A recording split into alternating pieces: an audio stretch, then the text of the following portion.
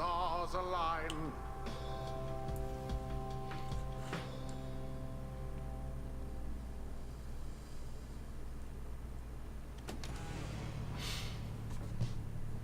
After defeating the Pyre Hearts in a rather one-sided contest, you at last return to the wagon with your companions. There is little discussion of the Pyre Hearts, who seem to have already swam off towards wherever the next stars directed them. Instead, your fellow exile's attention turns towards your companion, who is absent for the rite. How is Hedwyn? The lone minstrel makes a sound, but no words formed as yet. Something is troubling him. I urged him to remain bedridden. And he simply would not listen. I am very sorry, but... Wait, what? Everyone stares at the lone minstrel in stunned silence. He breathes a very heavy sigh, but then... Hey, what's with the long faces, everyone? Minstrel, I should wring that neck of yours. As I was attempting to explain, Edwin is already up and about, despite having strongly recommended him further rest. Those that are unaccustomed to sea voyage and take ill, they are very likely to experience further symptoms if they do not remain bedridden, or at least sedentary. Edwin is running considerable risk of having to spend another night in great discomfort. What are you, a doctor? Nay, although I traveled with one once, extensively. Look, I appreciate your caution and concern, Tarek, but I'm pretty well accustomed to discomfort here, and I had to see how things turned out tonight. I haven't had to stay out of a rite like that before. So you're back among the living then, Edwin? I was just seasick. Nevertheless, your full recovery requires rest. I think we could all use some rest after tonight. Anyway, thank you everyone for your concern. And I am sorry that I worried you or caused you further burden. He turns to you. My friend, what do you say we figure out where to go next? I'm beginning to miss being on solid ground. You follow him outside where the night sky awaits. Hey, I wanted to thank you for conducting the rite back there without me being there. I could rest easy knowing you and the others would get through it. Anyway, I'll leave you to your reading. Can't begin to imagine where we'll be off to next. We're well past anywhere in the downside I've ever been. Even Jody hasn't gone this far. He bids you a good evening and you turn your attention back to the sky. Seek again your destination.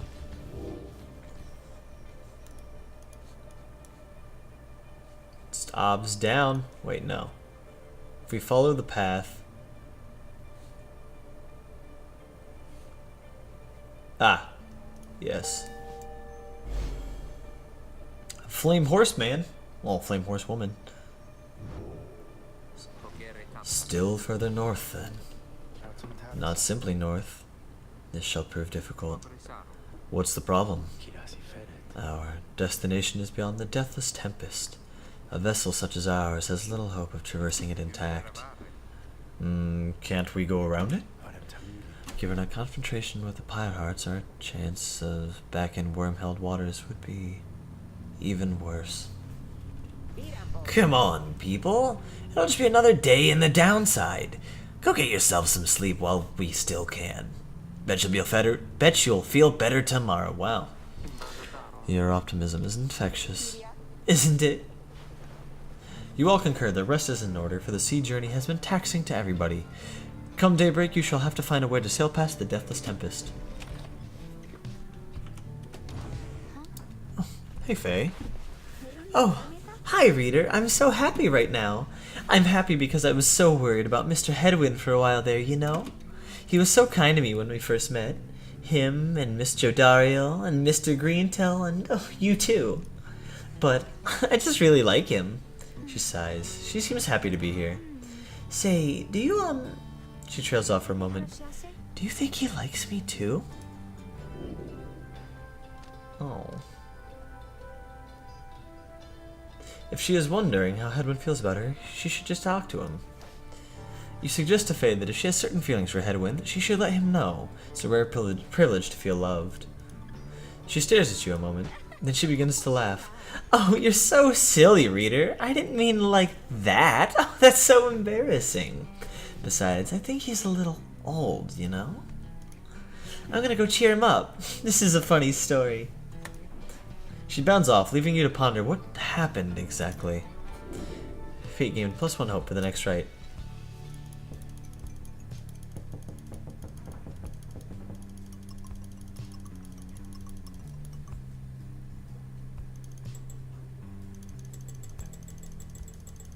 Man, what a dick.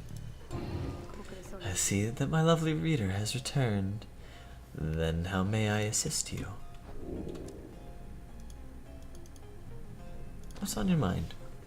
There's an undulation I have sensed, reader, which means I think that your black wagon sails the seas, am I not right? Of course I am. She laughs at this, or at herself perhaps. I scarce remember the sea. It has been a little while since I bathed in it, you understand. My memories of it are wistful nonetheless, although if I remember correctly, the Sea of Solace is a disgusting mockery of the Emerald Seas near to the Empire. Do be careful out there, will you? Now, let me cease my prattling, lest I extend my sentence by another eternity or two. We had best stick to business. Bye, Sandra.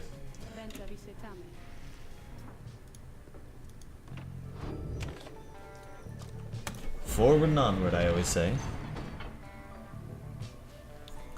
Froth Sea. Ragged Rock. We've been a little mean to Rookie, but I do trust the Drive Imp. Let's trust the Drive Imp. Heyo.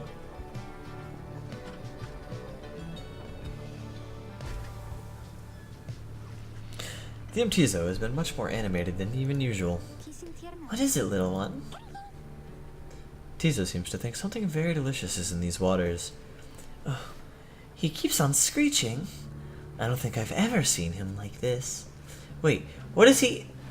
Then Tizo dives into the waters and vanishes into the depths. Oh, I hope he can swim. He can, but he appears crestfallen when he finally returns, his claws empty. Tizo is very disappointed that whatever he attempted to catch has eluded him. Faye begins to sob uncontrollably. The two revel in each other's misery for a time. They have lost one hope for the next rite. Damn it, Tizo. I should have trusted Rookie.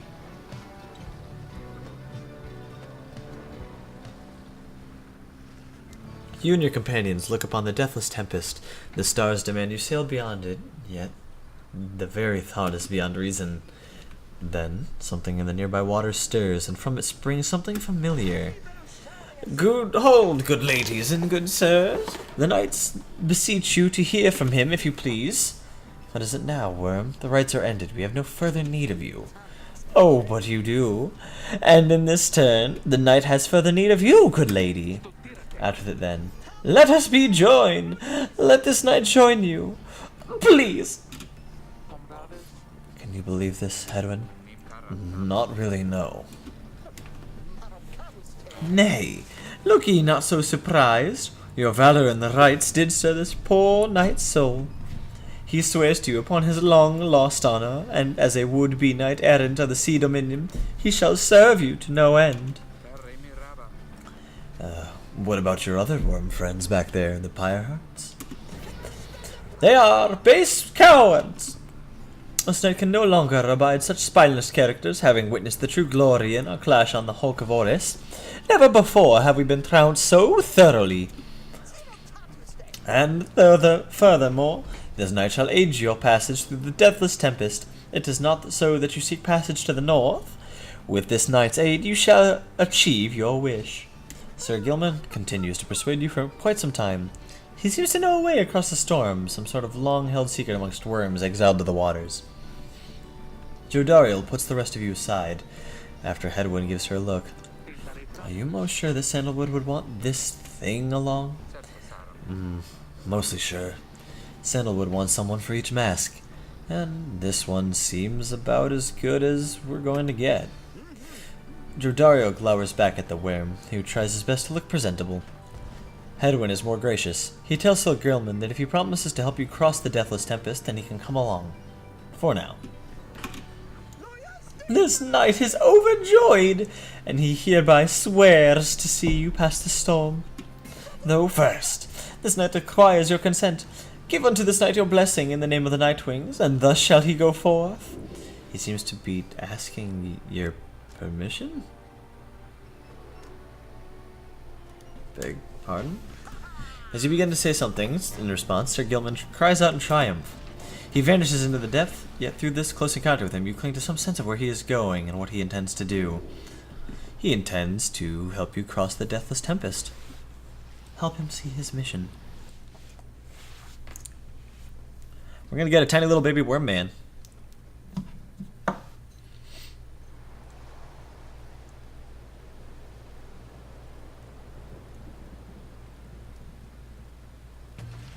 Determined to prove himself to you in the Nightwing, Sir Gilman emerges somewhere in the outer reaches of the Sea of Solace and calls out to you. Master Reader, if you can hear this knight, then he implores you now, lend him your guidance. This knight's objective ought to be not far east from here.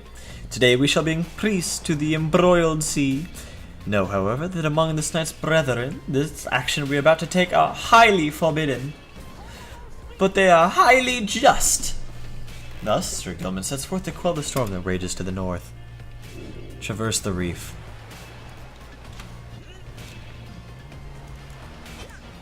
Whoa, neat.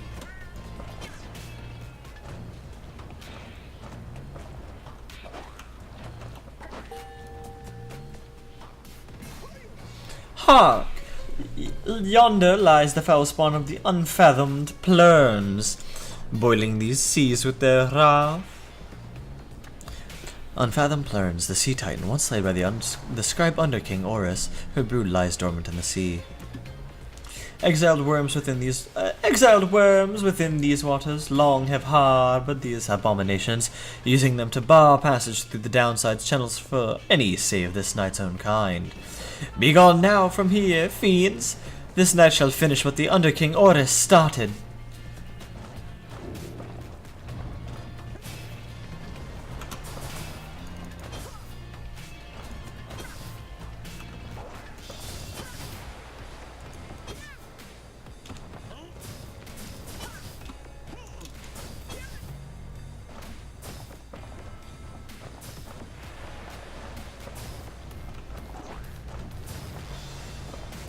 Yeah.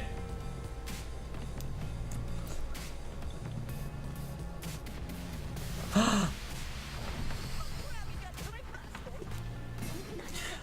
hold it right there, you traitorous slug! How dare you turn your back on this knight to your superior? Superior by rank no longer, for we no longer serve the Commonwealth lest this knight's checked. Here you hold no sway over this knight. Ugh! And what have you done to the spawn? Have you no honor left at all? This knight has done which was required doing. His honor cannot sink much lower anyhow. He figured this would be an ideal time to free himself from servitude to you. Why you? You dare to staunch the tempest for those Nightwings? Good Sir Deluge, this knight was born to dare. Now come and fight this knight if you so dare as well. Pyre hearts, banish him, thus is an order.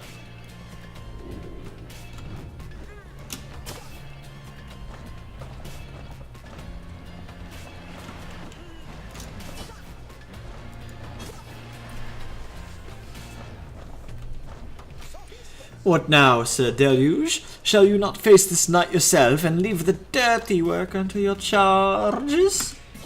Fine, Gilman. You wish to stand against your commander, then have it your way. Sir Marsh, Lady Seagrass, to me, banish now this troublemaker.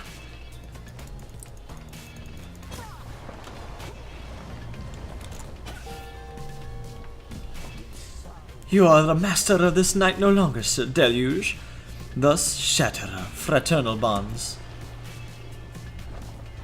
This knight would say it was an honor serving you, Sir Deluge, but that would be a bald-faced lie, and yet another stain upon his blackened reputation. Until we meet again. Oh, wait, you lowly traitor! This knight will have your head! Gilman!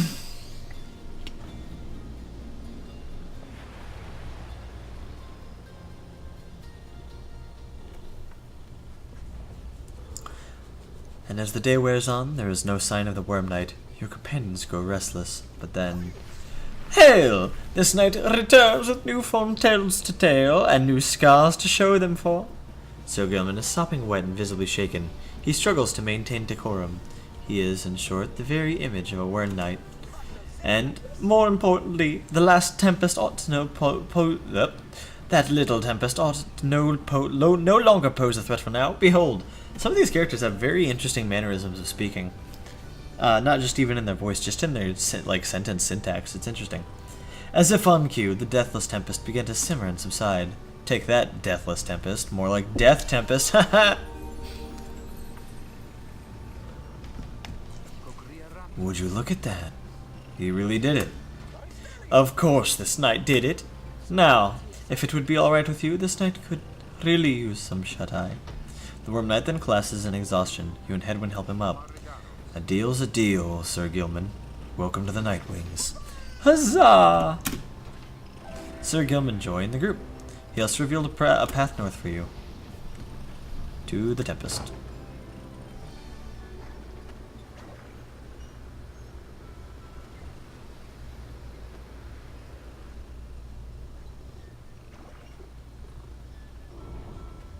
Deathless Tempest.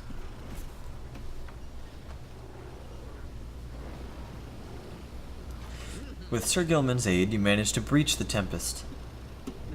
You were true to your word, Worm. I shall give you that. But now what? We are stranded in this cursed storm. A most excellent question, and from one most fair. Call me that one more time, and I shall tie you in a knot. Ah, and from one most spirited as well. This knight was wise to side with ye. Just where do we turn from here? Answer the question now. Gilman does no such thing, although eventually he does make a note of a specific current that should lead you to the lands beyond. If I may, I can corroborate Sir Gilman's account. We are close to making landfall. Then, let me be the first to say, let's go.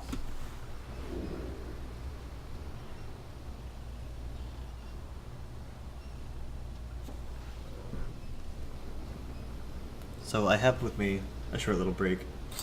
I have a friend who's in the last couple of lines just deemed to crawled up in my lap. Look at this guy. So presumptuous. Yes, I am wearing shorts. I am wearing actual shorts. Don't worry. No violation of Twitch terms of service. Hey buddy. Welcome to the stream.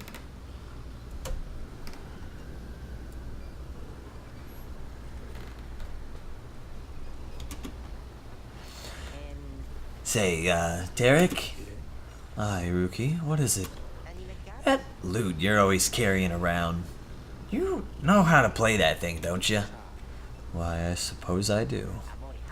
Good, because what I was thinking, it's a little gloomy here, and we could use a little, tune to lighten up the mood, you know what I mean? Aye. Then, let me see what I can do.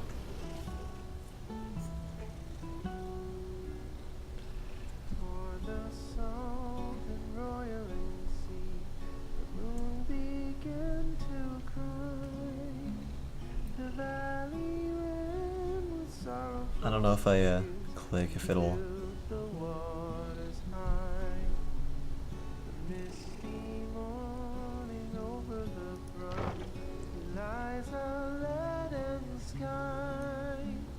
The stars all hide away from the chill until the evening rise. Oh, oh, oh, Black Basin.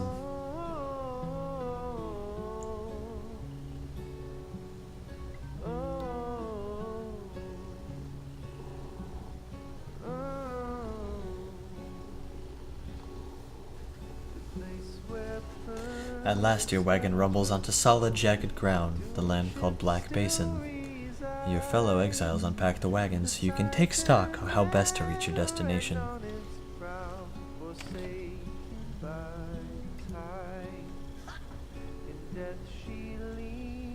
stain on the place. The tempest never dies. Her final throws and shivers and shakes 1,000 years gone by. You approach Sir Gelman, who must have just finished practicing his fencing maneuvers. He regards with a single eye. Hail, Master Reader. This knight is determined to train harder, having joined the famous Nightwings. He shall ensure that this triumvirate continues to live up to its most feared reputation. This is such an honor, and this knight has a great deal of honor to regain. Having fled the Pyre Hearts, this knight fully expects how to conduct the rites in a most honorable fashion, to the fullest letter of the law described within the books. Some triumvirates this knight has met, and perchance mentioned by name, they are inclined to bend the rules a bit, sometimes a lot, and to prevail by any means they can. But this is wrong. The exile who refuses to obey the rules as they were written by the Underking Oris and his 7 friends deserve neither honor nor his freedom. Thusly does his knight have confidence in the Master Reader shall resist any temptations to conduct the rites in any underhanded fashion. Now then, this knight must undergo a thorough cleansing, having trained into the point of foulness. So please, excuse him, Master Reader. He slivers off, humming some sort of chivalrous tune. I enjoyed that musical interlude, I gotta be honest. You find the headwind has asked for several volunteers to scout the area and report back. Alright, everyone, don't go far, and let's meet back by dusk. Please, use caution. The exiles dwelling in these lands are, well, rather territorial. For your part, you remain with the back wagon to keep watch. You see occasionally dark shapes soaring across the sky, but none of them draw near enough for you to see them in any detail. Eventually, your companions make their way back, and everyone arrives as planned or earlier. Hi everyone, I'm back. I have come back. Faye returns from the east with little to report, save for the word that the glowing molten rock there is in fact very, very hot. This knight lives, and although he has little else to report. The newest member of the group, Sir Gilman, returns from a northern pass, visibly shaken. He appears to have discovered an intense fear of heights. Tizo wonders whether any species of fish lives in the pools or rocks nearby. The little imp Tizo seems disappointed to have left the water behind. He remains with you, near to the wagon. There's a western pass that seems traversable. If we travel by the light of dawn, the shadows and the crags may well cover our advance against those who may be watching. Beg your pardon. I do not wish to contradict your strategy, madam, though, in my experience, we shall not remain hidden for long during the climb towards the nest of Trista. The exiles of the Highwing remnants, the last surviving faction of the Nightwing Harps. You may have no love for them inherently, but they have no qualms with me, for now. I may be able to negotiate safe passage. Negotiate with them? Then Hedwin steps in as the lone minstrel bows and backs away. Hey, let's not decide on this just yet. We're not going anywhere right now. Not much we can agree on. We'll decide how best to go about ahead come morning. For now, let's take the rest of the afternoon and get our bearings. Jodariel glares at the sky as everyone else disappears. Let's use that vocation. Gilboy? Good train, Gilboy.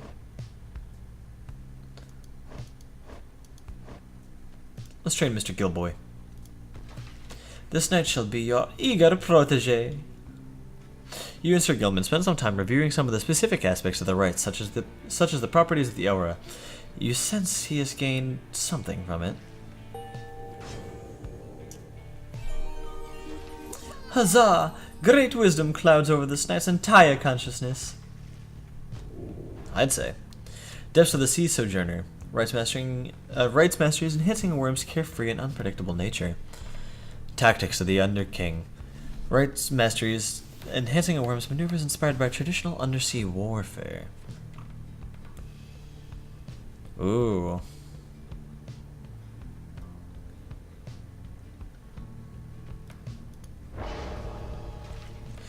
The knight who has no idea what the Master Reader said exactly, yet feels smarter nonetheless.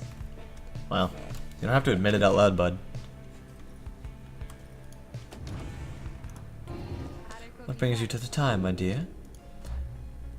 So, when we are back on solid land or something like it, then this must be Black Basin. Flames and noxious fumes on one side, suffocating forest on the other. Lovely, lovely place. So good of you to take me here.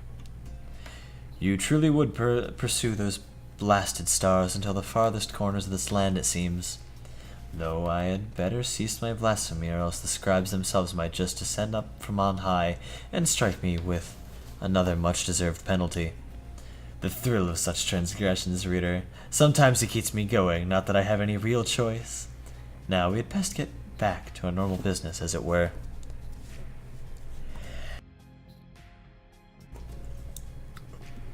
Sorry about that. Just had to sneeze.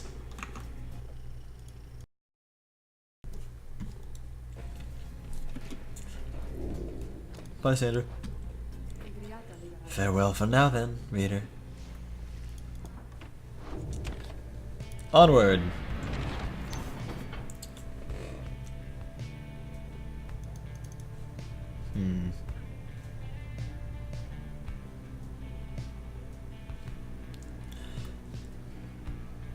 I trust Jodariel's bullheadedness, but I trust the harpy can do us too. Let's just look. We gotta trust our friends. We know who our friends are.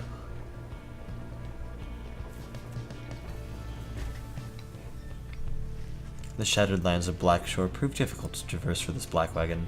Jodariel searches for a solid path forward to little no avail.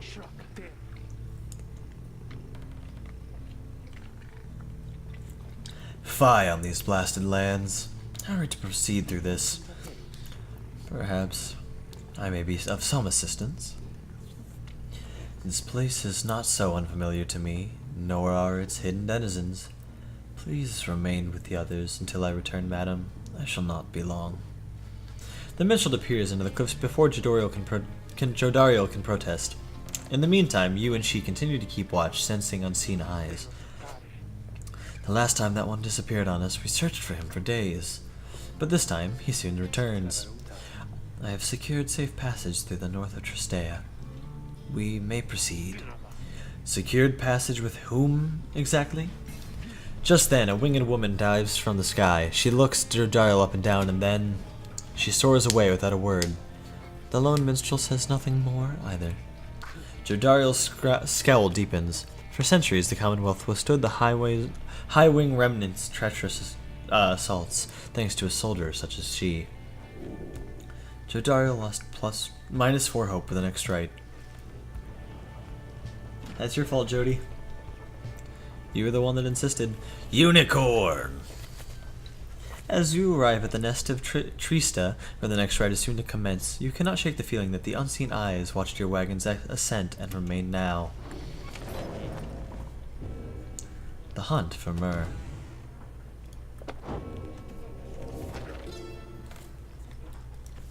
In the words of Golgothanian, Master General, my emperor lay there, bleeding and alone, stranded in a bitter land beyond the river. With fleeting consciousness, he understood the folly of his quest and the folly of his rule over his country. Thus did he await the last embrace. It was the himp of Haub that nursed him back to health and warned him often of the dangers he would have to face. Many enemies of Myrrh would come and search for him, some under the employment of the rope collar, some longingly open for cold, uncomplicated vengeance. I was one of them. I plunged into the river willingly. We needed to be sure that he was dead.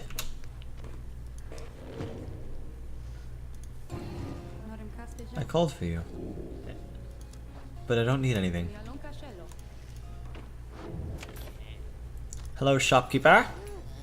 Oh, hey guys, what brings you out here? No, wait, don't tell me, I don't want to know. All I want is you to get the best deals in the downside.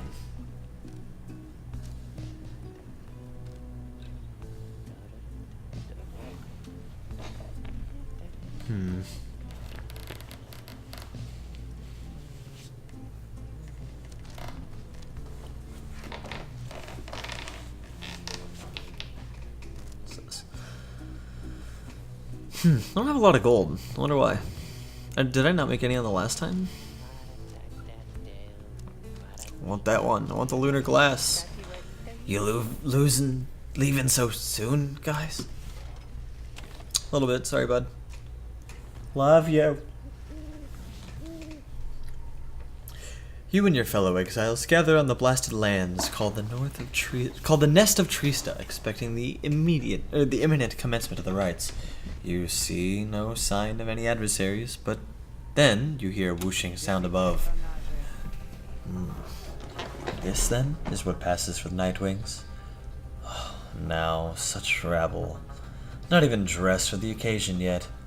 It seems the scribes have little pride in their tradition. Hold your tongue, little bird. We have not come for talk. No. You have come on behalf of your commonwealth. Mark well my words, you horrid filth.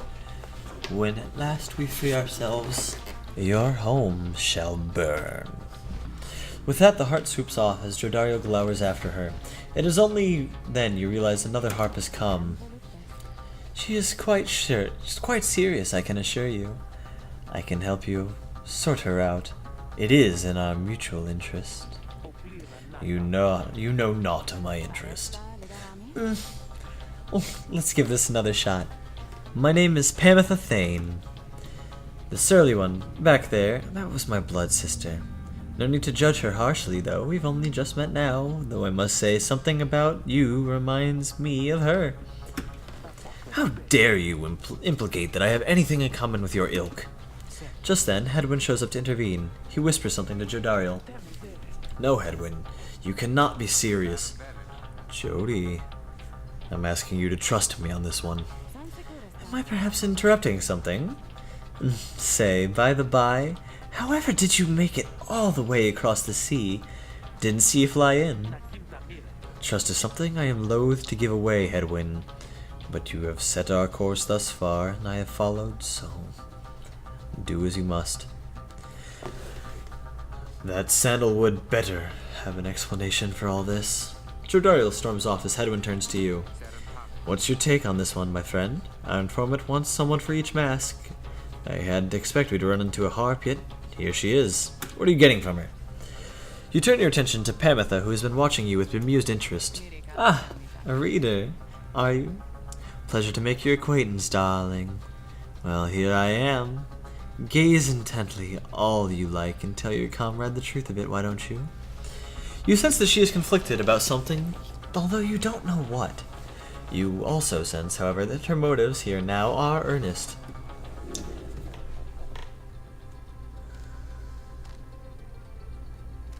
She seems alright. You tell Hedwyn that you think the group should take its chances with Pamitha and take her in her word. My thoughts as well. I think and hope Jodariel will come around. He then turns to Pamitha. I am Hedwyn. We'll accept your offer on 2 conditions, if you'll hear me out. Oh, conditions? Why sure, I love a good condition or two. First, after we're finished here tonight, you come along and make sure that your blood sister and her friends don't give us any trouble when we're headed out. Second, you'll have to find a way to get along with Jodariel, whom you met earlier. Oh, brilliant. I had no plans to stick around here anyway. As for your demon friend, no doubt we'll get on famously. Now, I don't suppose you have an extra set of raiments I could use, because I think the rite is getting started. You look up and see that she is right. Pamitha Thane joined you. She has a score to settle. Bid her welcome, Pamitha. Again, just the design of the characters is so cool. Noting the details on her armor is just super nifty. Each of the different races of the downside has a distinct set of abilities when conducting the rites. Reader, I thought for sure the stars would have eluded you by now. Yet here you are, somehow, upon the Nest of Triesta. And you've swelled the ranks of your triumvirate not merely with another, but with 2. One from the Pyre heart, no less. And one who seeks the favor of the adversaries whom you'll imminently face. They are the essence. Winged terrors, as you soon shall see. Can your longing for freedom match their hatred for the vibrant country that was once your home? From a distance, you observe as Pamatha, now clad in Nightwing's raiments, head towards your adversaries on the right. You... What sort of heathen harp would dare take wings against us? Your new companion then loosens the bindings on her mask. Hello there, Tamatha. Pamatha's blood sister stares back at her with a wow for responding.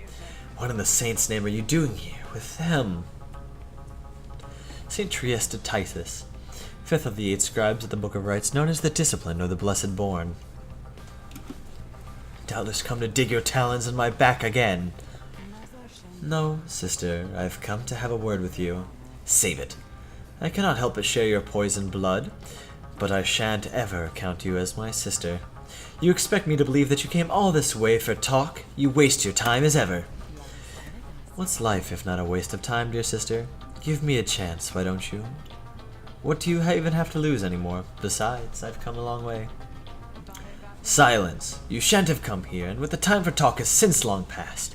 If only you could see yourself, again, consorting with my enemies. Fine then, savor their defeat, but I warn you, stay away from me. Pamatha says nothing as her blood sister turns away again.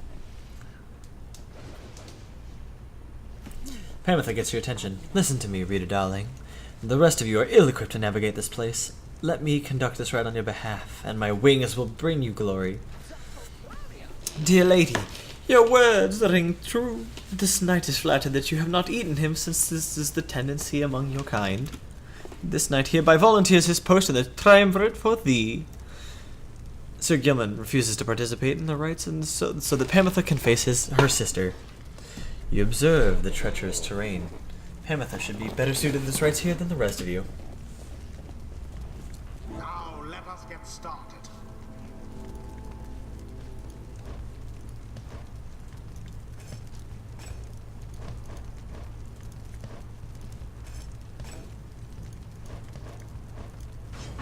Pamatha. Why, I thought you'd never ask there, darling. I accept. The little bird is going to conduct the rites for us, then I shall not.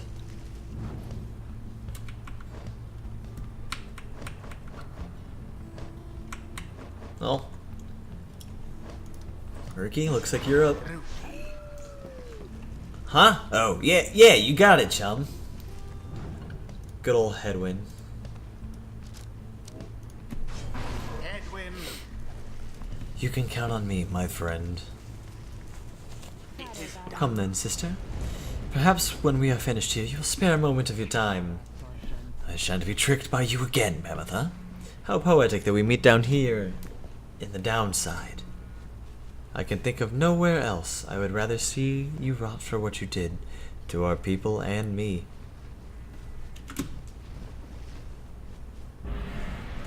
Pamatha seems to sense your presence and then catches your attention. Hello there, Rita darling.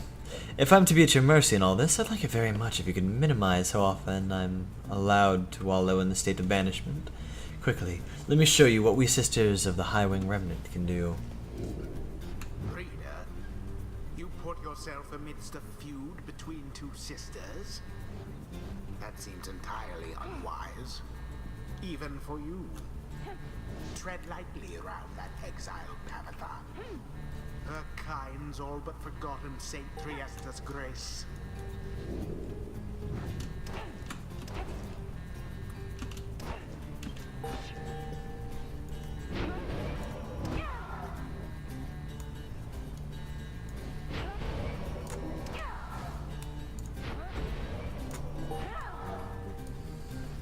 See, darling, we hops, we are not so bad.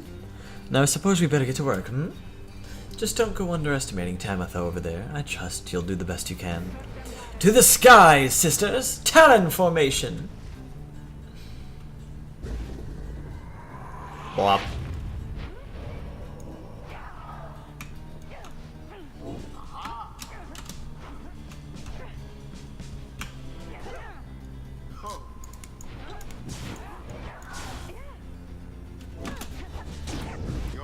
adversary's Pyre Neato. is the first to falter. You have it! Nailed it. When plunged into their fire. Ruki, your turn. Ruki, was it? Tell me something. You know how to fly? No, I mean, not really. Anyway, what makes you ask? Then listen up. My blood sister there. She'll swoop right past you if you're careless. But we harps cannot get at much altitude down here. So if she goes for any unfair tricks, just jump for it and catch her in the act. She's always hated when I used to do that to her.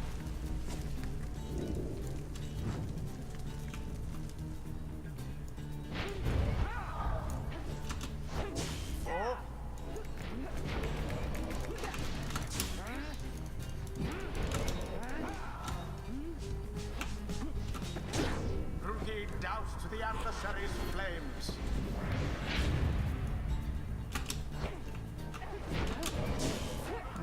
Too bad.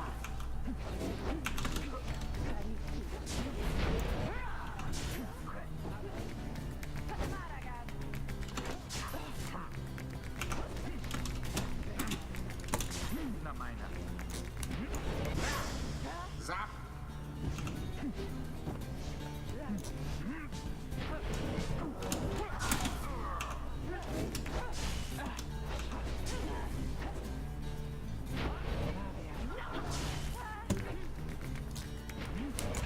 Down goes that one.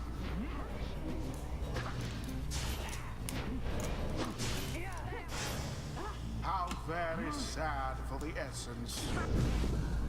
Nailed it. Ya boy doing great.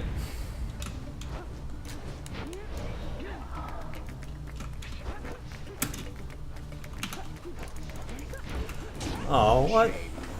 I swear I had done it.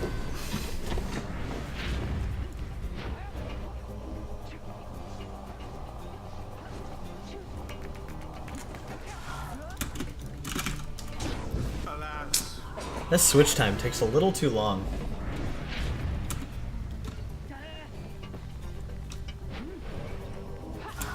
that cur of yours is banished.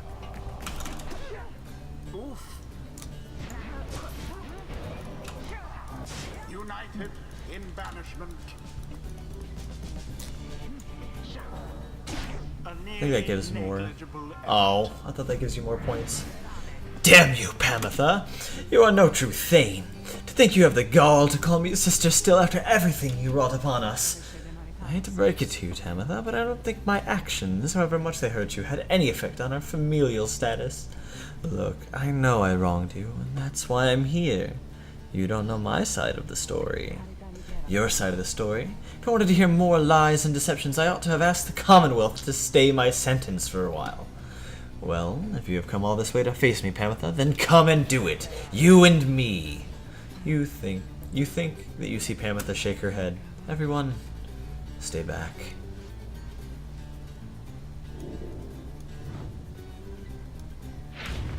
What is it those two think they're doing? The rights are not the place to settle petty scores, and it is done. Easy. The you-know-who prevail. A right conducted with aplomb. The right is ended. You Commonwealth filth, only through that traitor's help could you have beaten us. You postponed the coming of our liberty, but we are ever patient, and our sisters on the other side shall have their day with or without my aid. Tamitha, please wait. You found good company there, Pamitha. May you wither here with them. I hope, sincerely, we shan't ever meet again.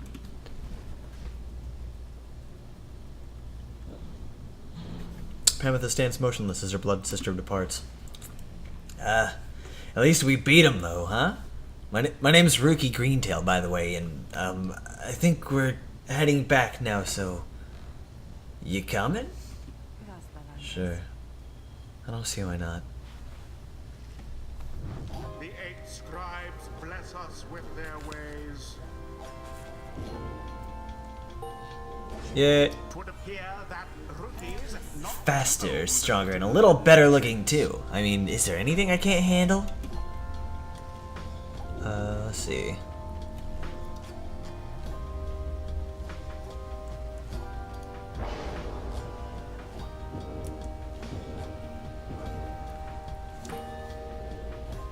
Oh, so close.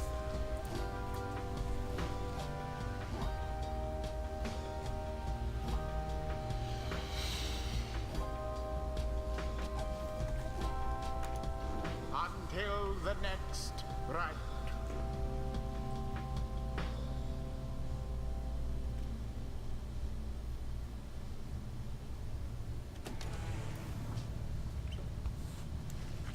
After vanquishing the essence and a solid performance, you and the others return to your wagon to consider your best move, and how best to integrate Panther to the group. Don't worry, I won't be staying any longer than it takes. I like my air fresh so I can sleep up on the roof. I trust the rites will cause my path and Tamitha's to cross again before too long. You're welcome with us for now, Pamitha. Trust is what got us here. Isn't that right, Ruki? But Ruki does not seem to hear the question. He has been rather quiet since first encountering your new guest. Pamitha shoots him one of her smiles. He stammers something about having to check the wagon wheels again. He runs off. During this discussion, the minstrel pulls you aside. Reader? I ask a moment of your time outside. There is somewhere I may ask we go, here in Black Basin, Reader. By your leave, of course, and provided that the stars will allow it. Will you look upon them for us, please?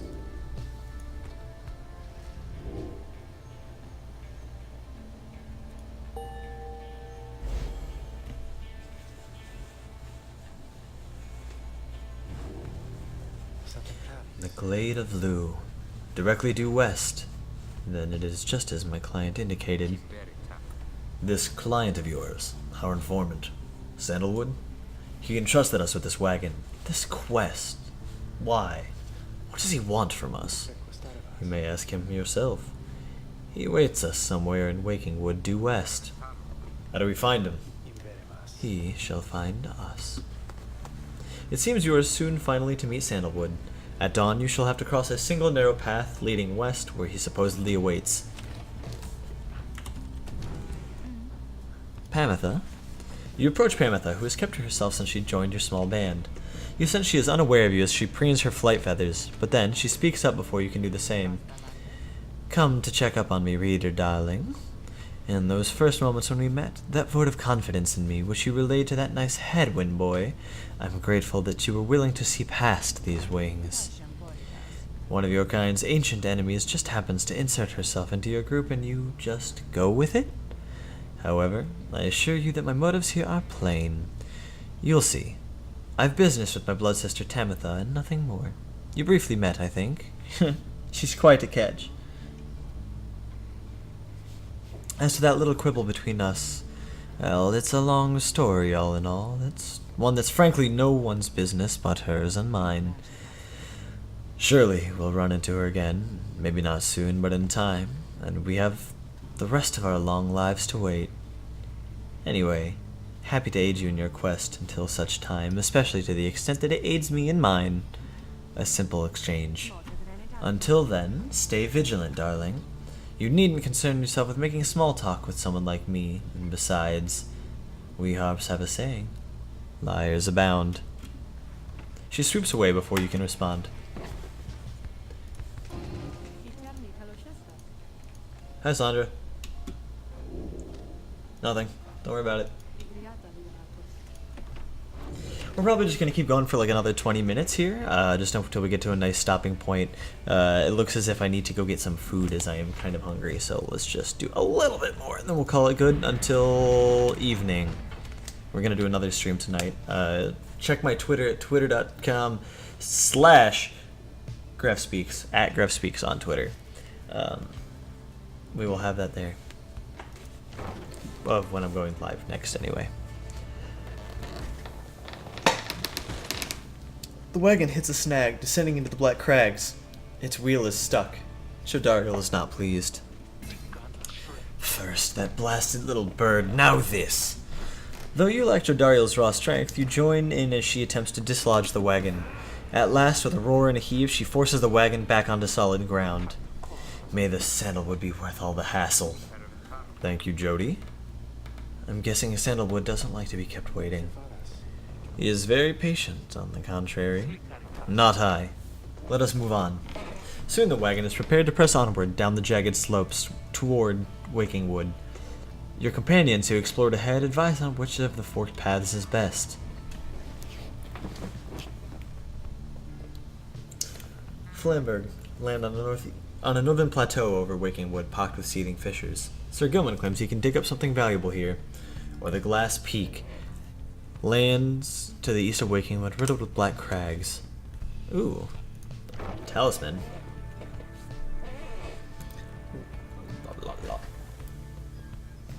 Having gone the route Pamitha recommended, she directs you towards a particular crag, more conspicuous than any other.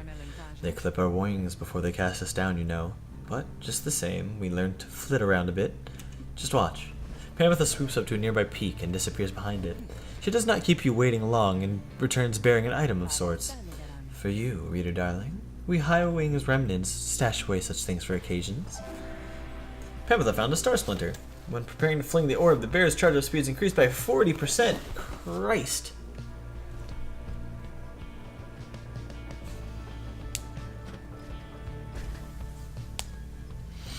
Having passed beyond the Black Crags, your wagon arrives at the edge of the Waking Wood. It is here the sandalwood is to be expecting you, however. Most puzzling. He ought to have met us here. You said he would find us himself. Aye, he was to find us at the edge of these woods. We supposed to keep waiting for him? You desire for the stars to be your guide as always. The rights beckon and the rights take precedence above all else. Surely he shall find us yet? Then let's keep moving. How do we get through these woods? The lone minstrel notes 2 possible paths forward from this point, though cautions that the woods are difficult to navigate, and Sandalwood would have known the most expedient path. Greymore.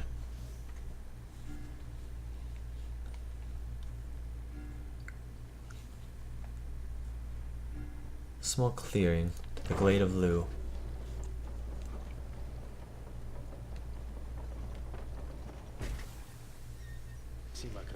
Sandalwood is a master of the rites, or used to be at least. Then, well, it is not my place to say. Doubtless he shall tell you in due time. Now, if only we could find him. He used to mentor his own companions in the rites, not far from here. However, you find no trace of the informant anywhere nearby, and without his guidance, you remain quite lost in the woods. The woods seem to have encroached. There is no path forward, while neither of the paths leading backward appeared to match the route you took at this point.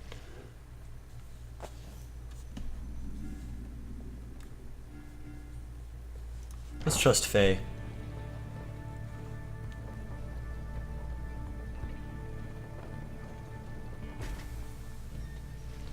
The woods are so disorienting at this point that you decide to break for camp and survey the surrounding for any clues. Perhaps later there shall be time to pursue your vocations.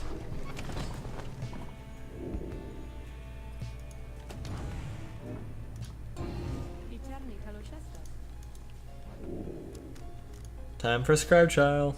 Just name the victim and I shall be more than pleased to make him or her suffer for a bit. Hey, Jody.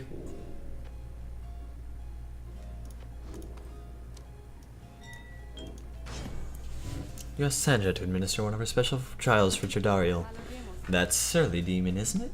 She could stand to lighten up, though I fear that is not a secret I can teach. But let us bring her forth regardless. Soon Jodariel appears in heat of the summons. What is the meaning of this, reader?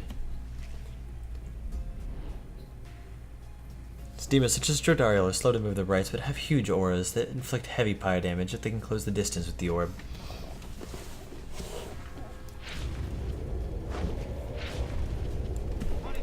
What is the meaning of this? Reader, where are the others? The apparition Sandra appears and loosens her mask. Welcome to my humble home, demon. You are good at taking orders, no? State your purpose quickly, Wraith. My purpose is to put you to the test. You may be fearsome to behold, but you are old and slow. Your weakness perhaps outweigh your strengths, though I sorely wish to see you and your lovely reader prove me wrong. Old she says? Very well then, reader, let us show whether she is right.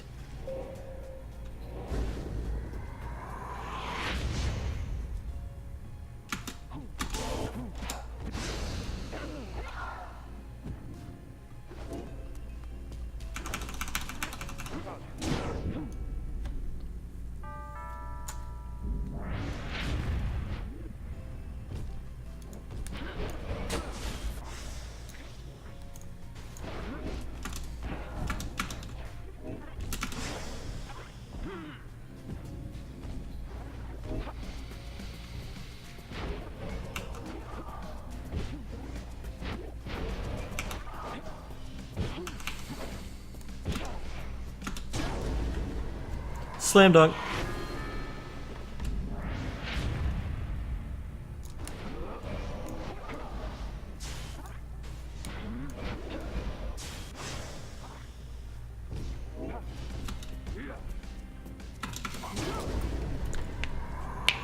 Yeah, Judariel.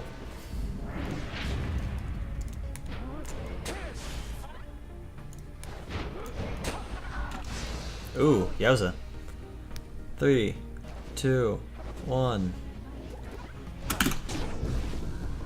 We should jump a little faster.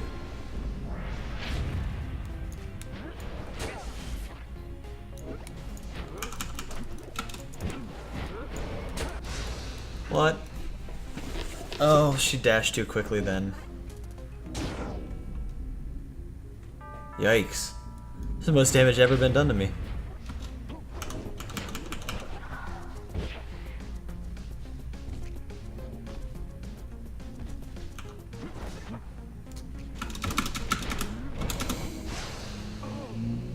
What? The rush.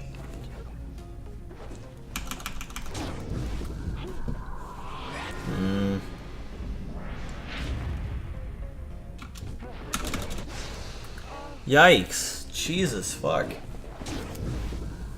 Okay, so they were a bunch of pussy shits before, and now it's just kind of hurting me. I'm crying. Shit.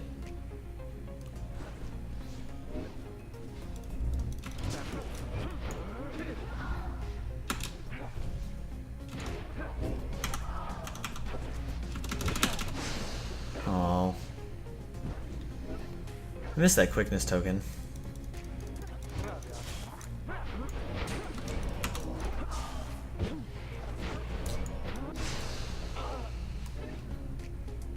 So her aura is not affected by that?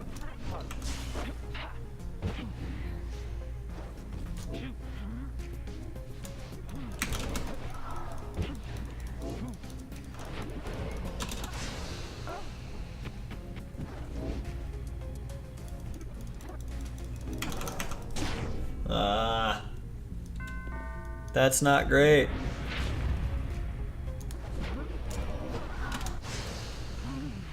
Jesus, this one kicked the shit out of me. I thought I was doing super good at first. How did that do it? How did my aura not win? Good God. God!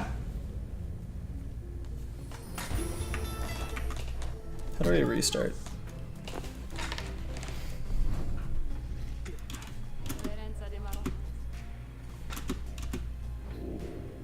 We can do better. They started out really easy, and I don't know why they just suddenly turned hard.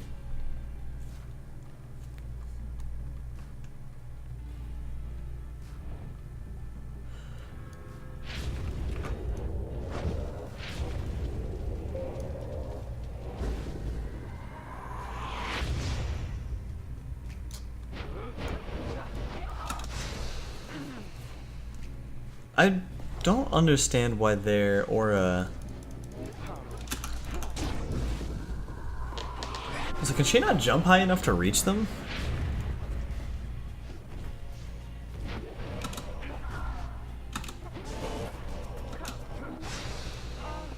So you can't charge while...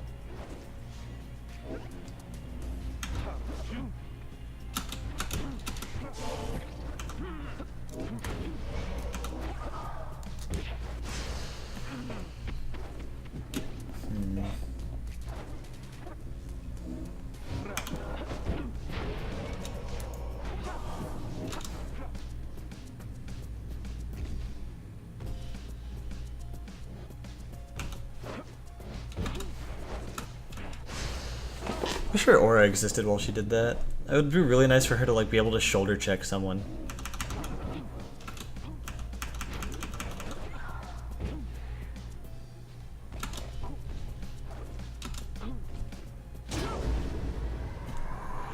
Bada bing.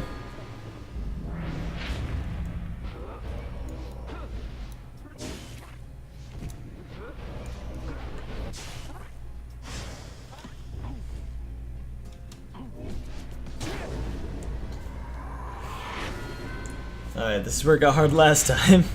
Praying for the best.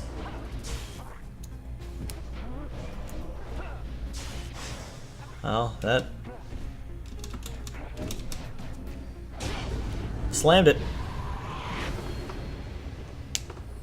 Okay, well that was weirdly easy. Why'd that get so easy? Are you satisfied now, Wraith? I'm never satisfied, Demon. However, your performance was sufficient and you passed my test. Thus, congratulations are in order. To you and your lovely reader. Now farewell. In each rite we gain enlightenment, whether we prevail or we fail.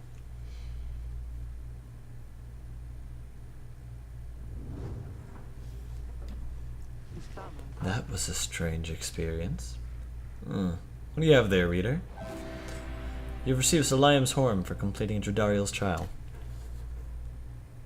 Neat.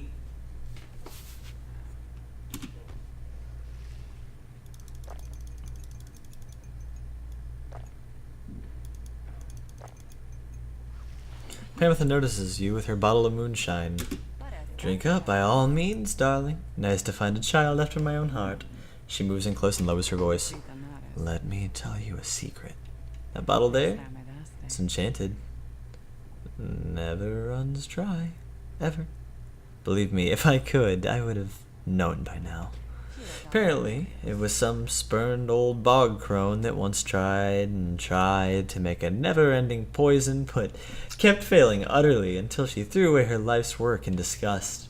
I fetched a good price for it. Decided to take a swig one day while on the hunt for Tamitha when things weren't going quite as well for me as they were now, you understand. Turns out the stuff's pretty good. Consider it for sharing, darling. Just everything in moderation and so on. She takes a drink herself as she brushes by you.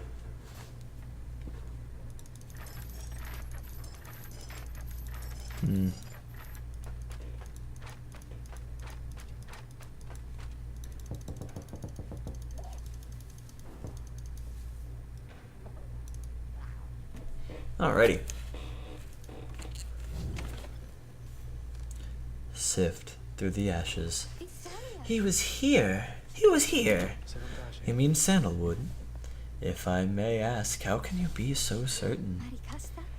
I think from this? I think from this. It says something. I don't know what it says, but I feel like it has to mean something. Faye produces a small strip of black bark she found from the ashes. At first, it seems like nothing of interest until you see a message carved on the inside. You found a bark strip. It must mean something. It can be sold at the subway. Sturdy strip of bark. On its written says, "Come to Cinderroot. S." So it's some kind of message from the sandalwood guy? Seems that way.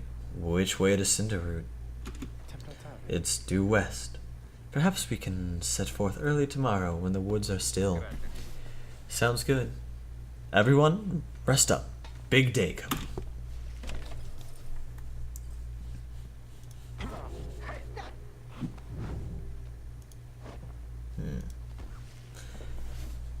Fine then. Let us chat together for a spell.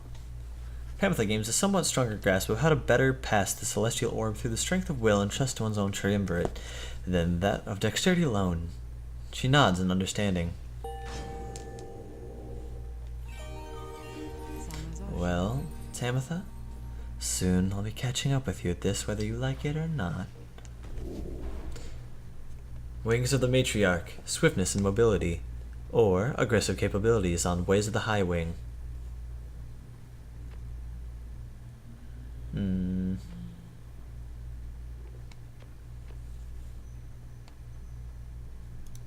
Offensive spells. You know what we all can feel in your guidance when we have the orb, don't you, reader darling? Let's see actually if Sandra needs to talk. Visit from my favorite reader. What's the occasion? Let me ask you something, lovely reader. Have you any idea for how long I've been imprisoned there?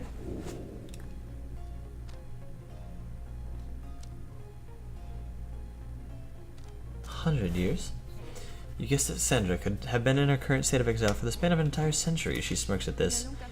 A reasonable guess. But you are off by a wide margin.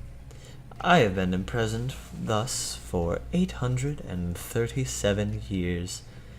According to my count at least, it is very possible I have lost track, although given my state I can assure you that I have had ample time to verify my arithmetic. She goes silent for a time.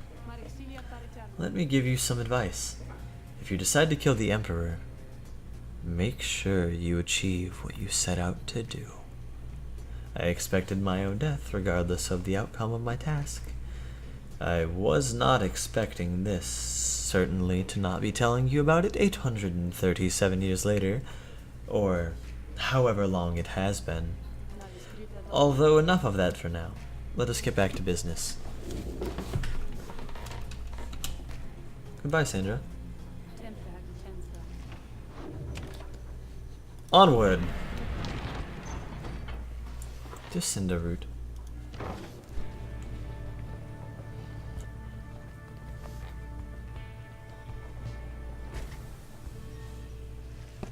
You arrive on the outskirts of Cinder Route, but once again the informant Sandalwood is nowhere to be found. You sense the hopes of your companions waning as your search through the area yields nothing. Then something startles the little imp Tizo. Scraw! Tizo seems to be crying out in surprise. He has spotted something or someone. A tall figure, spooky. A tall figure strides forward from the tease, making a sound like laughter. The imp charges towards him and leaps right into the figure's arms. They embrace. Hail, Tizo. But you look famished. Here. The tall sap produces something. Ooh, is that the name of the guy? Yeah. The theme swells immediately and with great pleasure. The lone minstrel nods his head in affirmation. Everyone, I wish to introduce you to my client, Volfred Sandalwood. It has been too long, Volfred, sir. Too long indeed, Tarek. I trust your new companions bring some color to your days. They do, sir. I think you shall find them worthy of the Night Wings. The sap looks upon the lot of you. You cannot sense his thoughts. We shall see. Then he turns to you. You must be the reader. I am certain that we appreciate your efforts here, my kin, though we shall manage on our own from here on out. You're welcome to continue on with us, of course, though you are free to go. I trust you have been adequately compensated for your time. Thanks as well for looking after all of my books. You consider what to say all of this. Volfred instantly intends to relieve you of your duties. You've been assured of your freedom. You categorically refuse to be cast aside so easily. You stand your ground, meeting Volfred's steady gaze, and assert to him that you do not feel your commitments to and from this group have been yet satisfied. Hold on. Volfred, sir, I am Headwind. My companions and I are the ones who answered your call. We followed the signs that you left for us. Now we're here, and thanks to you, also this reader. Not just a reader. They are our friend. My friend. They are not disposable. We made them a promise, and our freedoms are now intertwined. Volfred smirks at this. Freedom is not something to be traded or exchanged, my boy. I had hoped that you had come to grasp this much by now. He breathes a sigh. It would seem we've started off on the wrong foot. It is not my wish to sour the occasion, for there is much we do. We have a rite you need to go to, do you not? I'll come along, though shall not interfere, for it seems you have a kinship with this reader of yours. Now then, Derek. Aye, Wilfred, sir? Come, let's have a chat. Of course, sir. Wilfred strides towards the black wagon, which must have belonged to him. You sense many conflicting emotions among your companions. Wilfred Sandalwood has joined us. He knows much of the rites.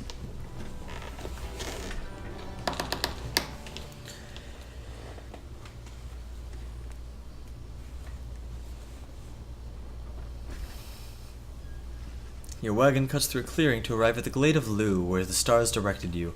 Wilfred nods his approval, but leaves everyone to their own devices. Page is revealed. The Demon. The Demon, in the words of Gol Gothanian, Master General. Emperor Mur. Scarcely could I recognize him when I last found him. A half-starved animal, horns sprouted from his head, a bestial mirror of his blackened reputation, and I, a man who conquered countries, feared my emperor then in such a way as I had never known. My charge had been to slay this man, but when I discovered him, he was already fighting for his life. The little imp, Haub, proved of little help against the Sisters of the Arch, whose entire lives were culminating in this instant. I was unable to watch. My heart ached with such pity for the man, and for the love I felt for him when I had served him, that I sprang to his defense.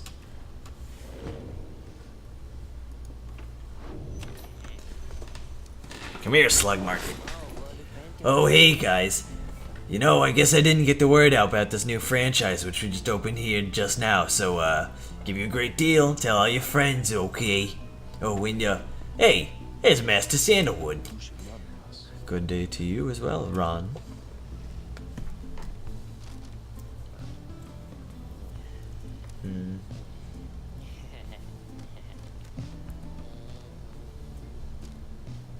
That's right.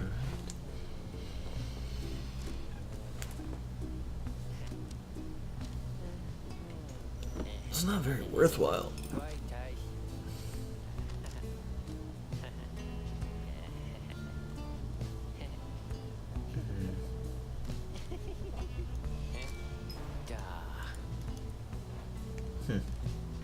Alright. You guys take care, okay? And, thanks for doing business. Who wants to words? Oh, hello, Sandalwood. As you approach Wilfred Sandalwood, you feel very much aware that you reside within his black wagon rather than he in yours. He studies you in silence for a time, then... Derek, if you have a moment. Aye, Wilfred, sir, what is it?